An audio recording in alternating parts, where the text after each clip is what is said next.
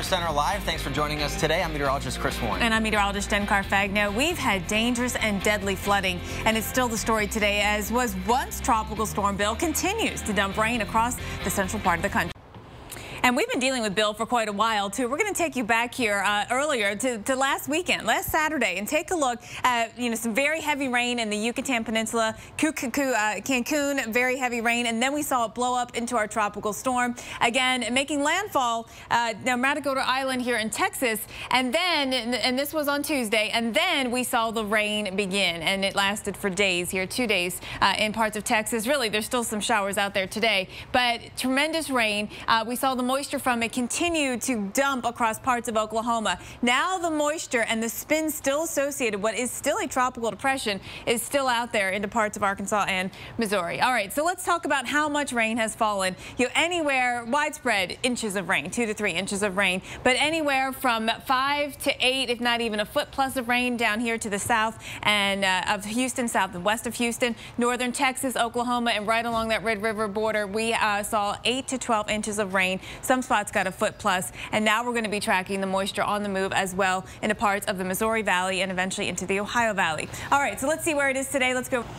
Welcome back, everyone. Thanks for staying with us here on Weather Center Live. I'm Jen Carfagno. And I'm Chris Warren. We are seeing a lot of different video from all across the world of the flooding. And here in the U.S., we are also seeing some of that amazing fast-flowing water, including the Norway Dam. Water has been a problem in a number of areas. We're going to follow the story for you around Dixon, Oklahoma, which is near Ardmore, which we've seen all the flooding out of.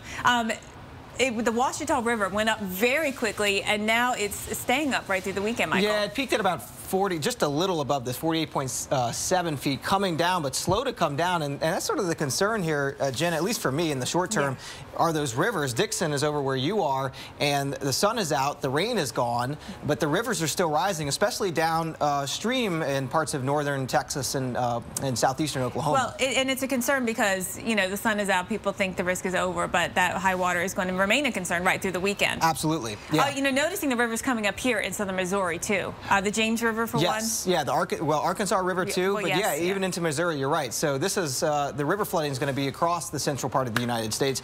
The flash flooding, we're going to have to deal with a little bit this afternoon. Not as concerned with it, though, because the rainfall rate's a lot less than they were yesterday, and the rainfall totals just in general aren't as impressive as they were. But you can see how these showers just southeast of St. Louis setting up over the same areas, but there are some dry slots to the southeast. As this moves on to the northeast, I think things will be getting better, at least this afternoon and this evening. This is still a tropical depression. It is. I mean, how much longer do you think till it loses its tropical characteristics? Well, I think it's awfully close. So we'll get another update from the Weather Prediction Center. They're the ones who are handling this right now very shortly.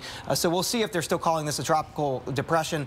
It's at this point, it's getting really involved. Rain is rain. Yeah, and it's getting involved in a frontal boundary, and that's the point here. As you can see, a lot of this rainfall here is really a result of the tropical moisture plus the frontal boundary, not so much a result of the tropical entity itself. It would be raining here anyway, but maybe not as much. Exactly right. Yeah, but the rainfall totals, you were showing this earlier, you're not seeing 6 to 8 inches. You're seeing more in the 1 to 3 inch rain. Right. But if you get that in a short amount of time, it can cause the flash flooding, and that's sort of the concern. So you have that low-level vorticity, that spin to the atmosphere. The upper level flow is going to help stretch that out and accelerate it over the northeast come tomorrow and this weekend. Maybe some rain into the northeast by Sunday. All right, just crazy question. Any way this thing could make it all the way and then off the coast be another concern? And not redevelop. All right. We just have to put that out there. Good question. All right, Michael, thank you.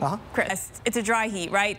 Yes, it is actually, but still hot is really hot. And in Salt Lake City, well above average. 84 degrees is the average high. 95, 94, 99 for us on Sunday, and then staying right up there through the weekend. I've checked all the dew points. It is indeed a dry heat. We do not have an issue with humidity, so it's not that the heat indices are all that high. It's that the actual temperature is all that high. Heat alerts out there, excessive heat warnings in pink. The bright red is the heat advisory for Palm Springs. This remains the case like we had yesterday, where, it affects you if you're going to be outside for a lengthy period of time, doing any hiking, even being by the pool. You got to get in the pool to get some relief from that heat.